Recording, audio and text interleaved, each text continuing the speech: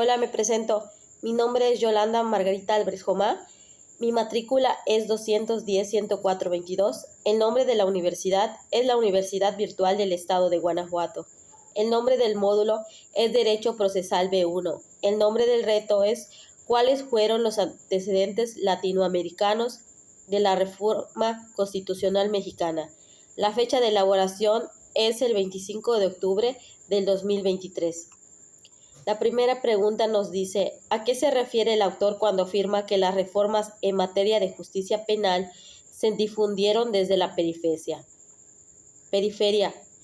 El autor nos dice que siempre se describen a las teorías sobre trasplantes legales y la difusión de leyes y normas y políticas públicas a través de países. Y se enfatizan dos modos diferentes mediante los cuales la difusión puede ocurrir. El primer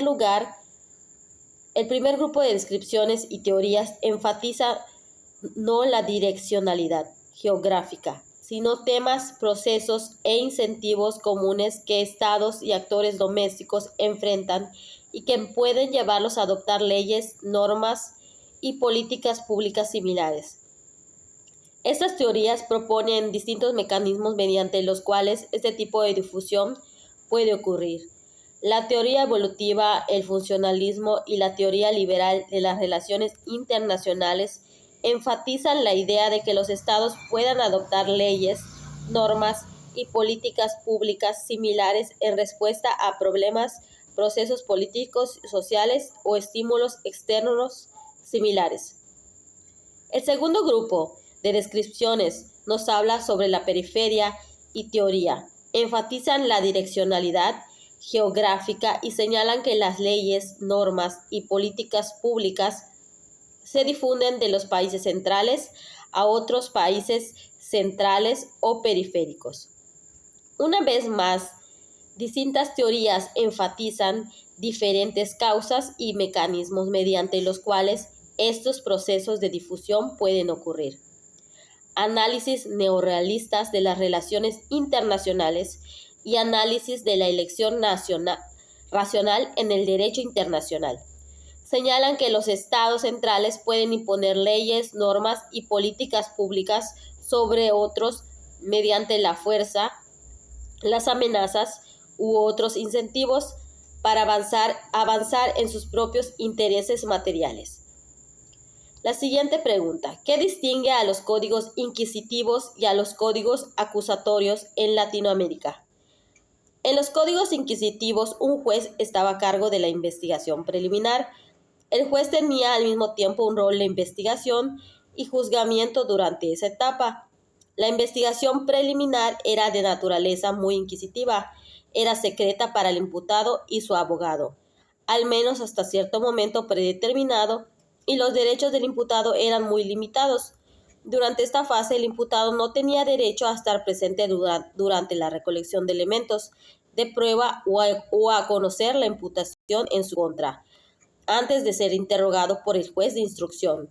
Además, con limitadas excepciones, la prisión preventiva del imputado era obligatoria. Tampoco había discrecionalidad fiscal, lo cual significa que, en teoría, cada vez que la policía o el juez sabían sobre un posible delito, debían iniciar el proceso penal sin poder considerar la gravedad del delito o las características del imputado. Finalmente, el mismo juez estaba a cargo de las fases de investigación preliminar y juzgamiento. Por otra parte, la fase de juzgamiento es de naturaleza más acusatoria. Como un ejemplo, en un número de jurisdicciones había un fiscal que debía formular la acusación en contra del imputado. Este último y su defensor también tenían pleno acceso al pendiente y podían requerir la recolección de prueba. En esta fase, sin embargo, de juzgamiento también era muy inquisitiva, ya que era predominante, escrita de hecho secreta para la ciudadanía y no incluía un jurado. Además, el juez de sentencia podía decidir el caso basado en los elementos de prueba recogidos en el expediente que habían sido recolectados de un modo no acusatorio durante la fase de investigación preliminar. ¿Cómo influyeron los actores? La siguiente pregunta es, ¿cómo influyeron los actores internacionales en la formación y expansión de la red de activistas y reformadores en América Latina? Los homicidios de alta visibilidad por parte del ejército salvadoreño llamaron la atención de funcionarios en el Departamento del Estado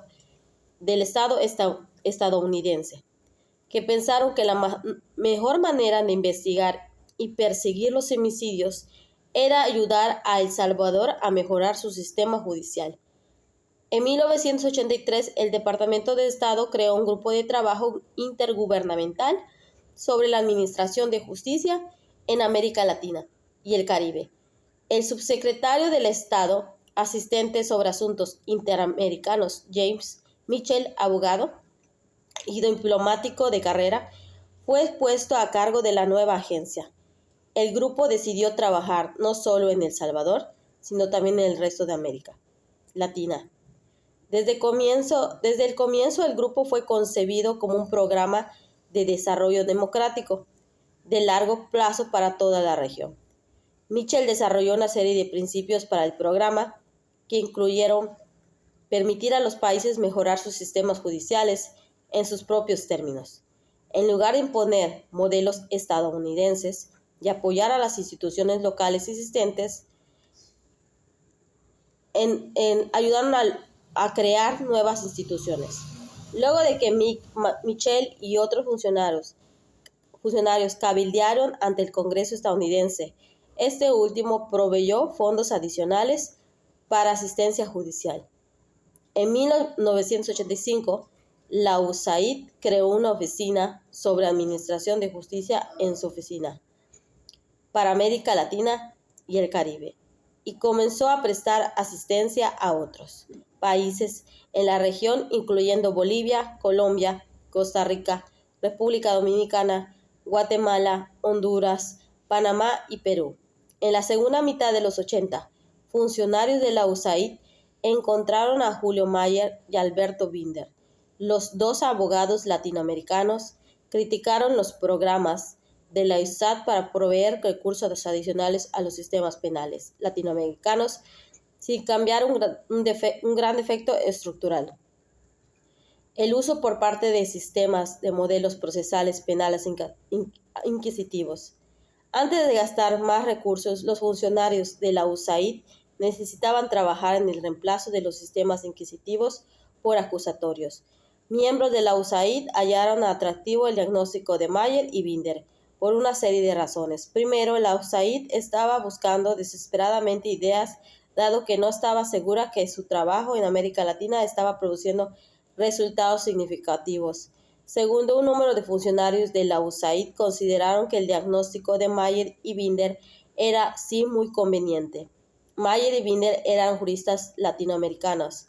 Con este hecho, durante los 80 y 90, una importante red sobre el proceso penal surgió en la región. El trabajo de esta red ha sido un factor significativo en la diseminación de los códigos acusatorios. Los miembros de esta red han sido actores latinoamericanos trabajando en el sistema de justicia penal, incluyendo abogados, fiscales, jueces, entre otros. Esta es una red de expertos y una red de apoyo a movimiento social, y también se le llama expertos activistas. Mi opinión, en la que indico la relación entre el texto de Langer y la reforma constitucional en materia de seguridad pública y justicia penal en México.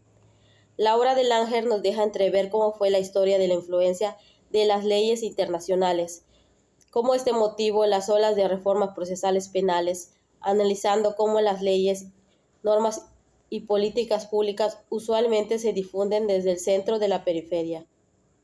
Esto es, de países desarrollados a países en desarrollo, del norte a sur o de occidente a oriente, o como resultado imponiendo las dinámicas domésticas de los países adoptantes de las reglas, normas y políticas públicas.